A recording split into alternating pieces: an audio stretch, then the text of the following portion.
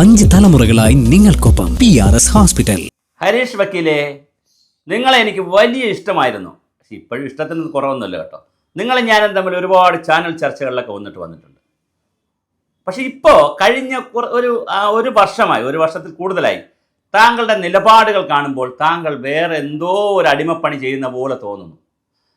താങ്കൾ ഇപ്പോൾ ഒരു പോസ്റ്റ് ഇട്ടിട്ടുണ്ട് ഫേസ്ബുക്കിലൊക്കെ, ഒരു ഹാൻഡിലുകളിൽ പോകുന്നൊരു പോസ്റ്റുണ്ട്.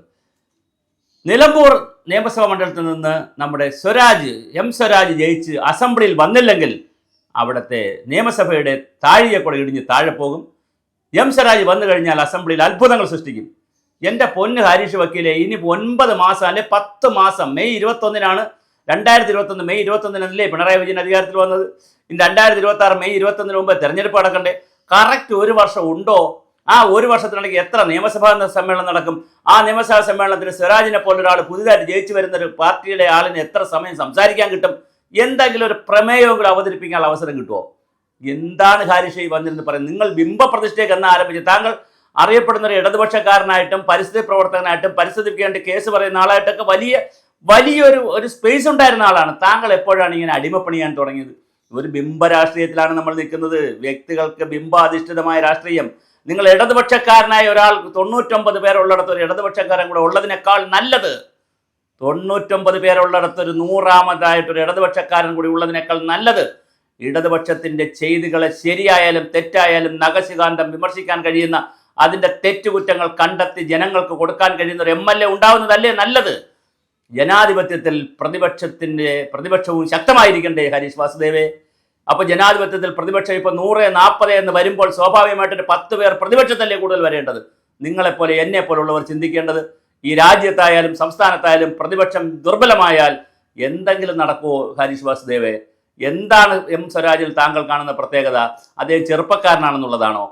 അദ്ദേഹം അപ്പുറത്തെ കാൻഡിഡേറ്റ് വളരെ മോശമാണെന്നുള്ളതാണോ? ആര്യാടൻ ഷൗക്കത്തിനെ പോലെയുള്ള ഒരാൾ വളരെ മോശമാണോ? എന്തിൻ്റെ അടിസ്ഥാനത്തിലാണ് നിങ്ങൾ അങ്ങനെ ഒരു സ്റ്റേറ്റ്മെൻറ്റ് ഇറക്കുന്നത്?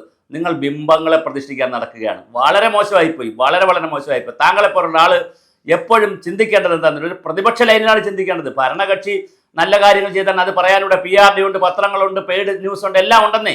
പക്ഷെ പ്രതിപക്ഷത്തിരുന്ന് പറയാൻ ആളില്ലെന്നേ. പ്രതിപക്ഷം എന്ന് പറഞ്ഞാൽ എൻ്റെ അടുത്ത് രാഷ്ട്രീയ പ്രതിപക്ഷമല്ല, ജനങ്ങളുടെ ഒരു പ്രതിപക്ഷമുണ്ടെന്നേ. അവിടെ നിന്ന് നെഞ്ചൂക്കോടെ കാര്യങ്ങൾ പറയാൻ ആളില്ലെന്നേ. അവിടെ നെഞ്ചൂക്കോടെ പറയാനുള്ള ആളുകൾ വിരലിൽ എണ്ണാവുന്നവരുണ്ട് ഇവിടെ.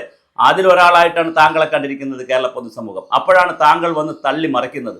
താങ്കളുടെ കഴിഞ്ഞ ഒരു വർഷക്കാലത്തെ പല പോസ്റ്റുകളും താങ്കളൊന്ന് വായിച്ചു നോക്കണം. നിലപാടിൽ എന്താണ് സംഭവിച്ചിരിക്കുന്നത്? താങ്കളെ ആരാണ് വിഴുങ്ങിയത്? താങ്കൾക്ക് എന്താണ് അടിമപ്പണി ചെയ്യാനുള്ള അവസരം കിട്ടിയത്? താങ്കൾക്ക് പണമാണോ കിട്ടിയത്? അതോ പദവിയാണോ? അതോ എന്താണ്? അതോ ഭീഷണിയാണോ?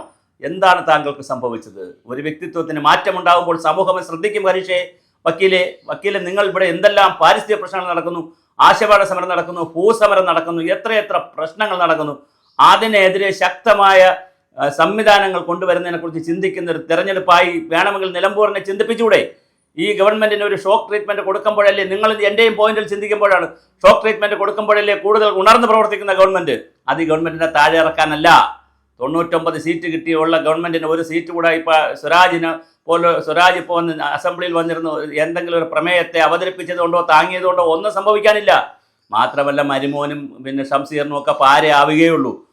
അപ്പോൾ അതുകൊണ്ട് സ്വരാജിനെ ഇപ്പോൾ ജയിപ്പിച്ച് അങ്ങോട്ട് അസംബ്ലിയിലോട്ട് കൊണ്ടുപോയാൽ എന്തോ അത്ഭുതങ്ങൾ സംഭവിക്കും, അല്ലെങ്കിൽ അതിൻ്റെ താഴികക്കുടോ അല്ലെങ്കിൽ താഴോട്ട് വീണു പോകുമെന്ന് പറഞ്ഞ് KR മീരമാരും സുധീർമാരും ഒക്കെ വന്ന് ഇങ്ങനെ നിറഞ്ഞാടുമ്പോൾ താങ്കളും കൂടെ വൈശാഖനൊക്കെ അവർ പറഞ്ഞോട്ടെന്നേ. അവരൊക്കെ സാഹിത്യ അക്കാദമിയിലും സർക്കാരിൻ്റെ കമ്മിറ്റികളിലിരുന്ന് എത്ര വയസ്സായാലും എത്ര വർഷം കഴിഞ്ഞാലും സർക്കാരിൻ്റെ ആനുകൂല്യങ്ങൾ പറ്റി ഇങ്ങനെ നടക്കുന്നവരാണ്. അതിന് ചില സംവിധാനങ്ങളൊക്കെ ഉണ്ടാക്കി വെച്ചിട്ടുണ്ട്. അതിലൊക്കെ ഹരീഷ് വാസുദേവൻ ചെന്ന് വീഴാൻ പാടുണ്ടോ? ഹരീഷേ വക്കീലെ, നിങ്ങൾ തിരുത്തണം, അടിയന്തരമായി തിരുത്തണം. നിങ്ങൾ കാൻഡിഡേറ്റ്ഷിപ്പിൻ്റെ കാര്യമാണ് പറയുന്നതെങ്കിൽ ആര്യാടൻ ഷൗക്കത്താണോ സ്വരാജാണോ മികച്ച കാൻഡിഡേറ്റ് എന്ന് നിങ്ങൾ പറയണം. കലാകാരനും സിനിമകൾ എടുത്തിട്ടുള്ളതും സാഹിത്യ രംഗത്ത് നിൽക്കുന്നതും വലിയ രാഷ്ട്രീയ പാരമ്പര്യമുള്ളതുമായ ആര്യാടൻ ഷൗക്കത്താണോ വ്യക്തിപരമായി നല്ലത്, സ്വരാജാണോ എന്ന് താങ്കൾ പറയണം. രണ്ടാമത് താങ്കൾ പറയേണ്ടത്, പ്രതിപക്ഷത്തേക്കല്ലേ ഒരു MLA കൂടുതൽ കൊടുക്കേണ്ടത് ഇപ്പോൾ? കാരണം എന്താണ്? ഈ സർക്കാരിൻ്റെ അവസാന വർഷത്തെ ചെയ്തികളിലെ നന്മകളും തിന്മകളും പുറത്ത് കൊണ്ടുവരുന്നതിന് വേണ്ടി നമ്മൾ കൊടുക്കേണ്ടത് ആർക്കാണ്? ഈ സംവിധാനങ്ങൾ കൊടുക്കേണ്ടത് ആർക്കാണ്?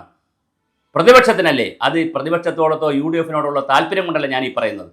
തിരിച്ചു ചിന്തിക്കുക. നിങ്ങൾ തിരിച്ചു ചിന്തിക്കുമ്പോൾ ഹരീഷ് വാസുദേവന്മാർ എവിടെയാണ് നിൽക്കേണ്ടത്? പരിസ്ഥിതി പ്രവർത്തകർ, സാമൂഹ്യ പ്രവർത്തകർ, സാഹിത്യകാരന്മാർ, എഴുത്തുകാർ, സാംസ്കാരിക നായകർ ഇവരൊക്കെ നിൽക്കേണ്ടത് ഏത് പക്ഷത്താണെന്ന് താങ്കളൊന്ന് മനസ്സിലാക്കുക. എല്ലാ കാലത്തും ഏത് പക്ഷത്തായിരുന്നു അവർ നിന്നിരുന്നത്? അവർ നിർഭയത്തോടുകൂടി ഭരണവ്യവസ്ഥകൾ, അത് മോഡിയായാലും പിണറായി ആയാലും എല്ലാവരെയും നിർഭയത്തോടുകൂടി വർത്തമാനം പറയുക എന്നുള്ളതാണ്. താങ്കൾ ഇടയ്ക്കിടയ്ക്ക് മോഡിയെ വിമർശിക്കുന്നതൊക്കെ കാണുന്നുണ്ട്. അത് നേരത്തൊന്നും എനിക്ക് അഭിപ്രായമില്ല, നല്ലതാണ്, രാജ്യത്തെ താങ്കളുടെ അവകാശവുമാണ്, നല്ലതുമാണ്. അതുപോലെ താങ്കൾ പിണറായിയുടെ ചെയ്തികളെയും താങ്കൾ വിമർശിക്കുന്ന നിലയിലേക്ക് വരികയും ഇപ്പോൾ നടക്കുന്ന തെരഞ്ഞെടുപ്പിൽ കൃത്യമായി ഒരു പ്രതിപക്ഷത്തിനല്ലേ ഒരു MLA കൂടുതൽ കൊടുക്കേണ്ടത്? അത് അങ്ങനെയല്ലേ ചിന്തിക്കേണ്ടത്? എപ്പോഴും നിങ്ങളെയും എന്നെയും പോലെയുള്ളവർ ഭരണപക്ഷം പോലെ തന്നെ പ്രതിപക്ഷവും ശക്തമായിരിക്കുന്നിടത്താണ് ജനാധിപത്യം സാർത്ഥകമാകുന്നതെന്ന് ചിന്തിക്കേണ്ടതല്ലേ? ആ നിലയിൽ ചിന്തിക്കുമ്പോൾ നിങ്ങൾ എന്താണ് സ്വരാജിൽ കാണുന്ന അധിക മേന്മ, അതൊന്ന് പൊതുസമൂഹത്തോട് പറയുന്നത് നന്നായിരിക്കും. ഇങ്ങനെ ഫേസ്ബുക്കിൽ പോസ്റ്റ് ഇട്ട് തള്ളി മറിക്കുമ്പോൾ തീർച്ചയായിട്ടും അതൊന്ന് പറഞ്ഞാൽ വളരെ ഗുണകരമായിരിക്കും.